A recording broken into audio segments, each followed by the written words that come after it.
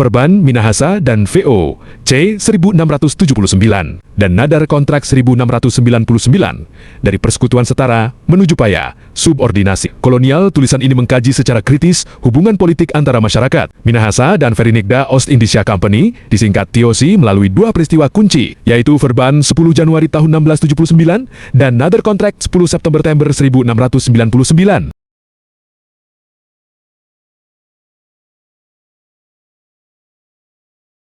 Pertama, dengan menelaah teks kontrak, pengakuan internal VOC, serta konteks adat dan budaya Minahasa. Artikel ini menunjukkan bahwa Verban 1679 merupakan persekutuan setara atau aliansi, bukan pernyataan ketundukan.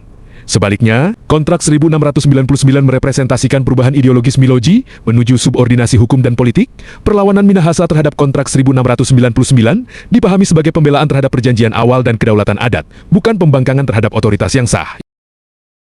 Dalam historiografi kolonial Indonesia Timur, hubungan antara Minahasa dan VOC sering disederhanakan sebagai relasi penaklukan damai melalui kontrak. Namun, pendekatan tersebut mengabaikan perbedaan mendasar antara persekutuan atau verban dan subordinasi atau onderdanige. Salah satu isu paling krusial adalah klaim bahwa pada 10 Januari tahun 1679, para kepala Minahasa menyatakan diri sebagai onderdanen VOC. Klaim ini berulang kali muncul dalam literatur kolonial, tetapi tidak didukung oleh temuan arsip yang sahih. Justru, dokumen yang ditemukan secara utuh adalah Nadar Kontrak 10 September 1699 yang secara eksplisit mengubah relasi Minahasa VOC.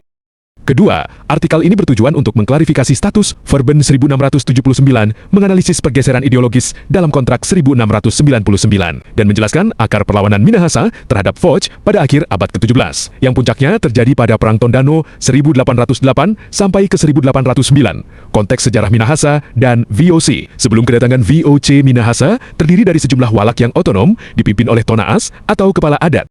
Sistem ini bersifat egaliter dan kolektif, tanpa konsep ketundukan mutlak kepada otoritas eksternal.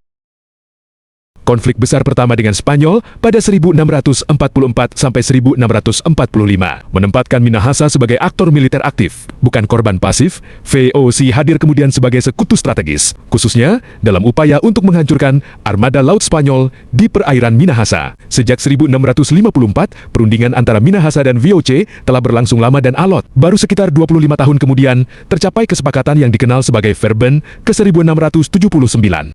Ketiga, Verban, 10 Januari tahun 1679, persekutuan bukan ketundukan. Meskipun teks lengkap Verban 1679 belum ditemukan, keberadaannya diakui secara eksplisit oleh VOC sendiri. Hal ini terlihat dalam pasal 1 kontrak 1699 yang menyatakan bahwa perjanjian 1679 diperbaharui atau gerenover. Secara terminologis, istilah yang konsisten muncul dalam kutipan pasal-pasal lama adalah friendship atau persahabatan, alianti atau aliansi, bongenut atau sekutu. Tidak ditemukan istilah onderdaan atau rakyat jajahan, sovereign, Heerenmeester atau penguasa berdaulat. Dengan demikian, Verban 1679 harus dipahami sebagai ikatan persahabatan dan persekutuan setara antara dua pihak yang sama-sama mengklaim kemenangan perang atas Spanyol.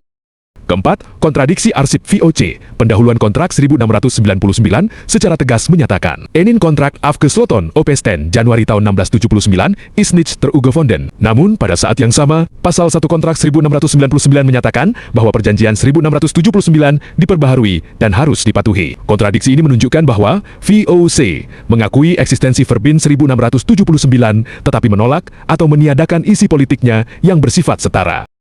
Ini adalah pola khas kolonial, mengakui perjanjian lama secara formal sambil mengosongkan makna aslinya. Kalimat Nadir Contract the 10th of September 1699 dan perubahan pada kontrak 1699 memperkenalkan unsur-unsur baru yang tidak sejalan dengan adat Minahasa, yaitu sentralisasi hukum pidana pasal 3 dan 4.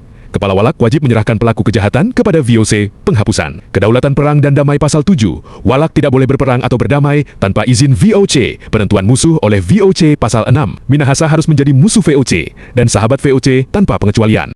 Pasal-pasal ini menandai pergeseran dari aliansi menuju subordinasi struktural. Dengan demikian, perlawanan Minahasa dan klaim atas Verban 1679. Perlawanan terhadap kontrak 1699 bukanlah penolakan terhadap kerjasama dengan VOC, melainkan penolakan terhadap redefinisi hubungan. Keenam, masyarakat Minahasa tetap mengakui Verban 1679 menolak kontrak baru yang bertentangan dengan adat dan kedaulatan walak. Fakta bahwa VOC akhirnya menghentikan kekerasan dan mundur secara taktis memperkuat kesimpulan bahwa legitimasi VOC di Minahasa tidak pernah mutlak. Ketujuh, posisi Tololiu Sahiri Supit dalam dinamika ini. Nama Huf Hukumajor Sahiri Supit tercantum dalam kontrak ke-1699, ini menempatkannya dalam posisi historis yang kompleks, yaitu bukan penandatangan Verben 1679, tetapi pewaris sistem politik yang sudah berada dalam konflik. Perannya lebih tepat dipahami sebagai mediator adat dalam tekanan kolonial, bukan kolaborator pasif. Kesimpulan, tidak terdapat bukti arsip sahih bahwa Minahasa menyatakan diri sebagai onderdaan (DOC). Pada 10 Januari tahun 1679, Verben 1679 adalah persekutuan setara, lahir dari kepentingan bersama pasca perang. Kontrak 1699 merepresentasikan upaya kolonialisasi hukum dan politik. Perlawanan Minahasa merupakan pembelaan terhadap perjanjian awal dan kedaulatan adat, tradisi politik. Minahasa secara konsisten menolak ketundukan mutlak kepada kekuasaan eksternal.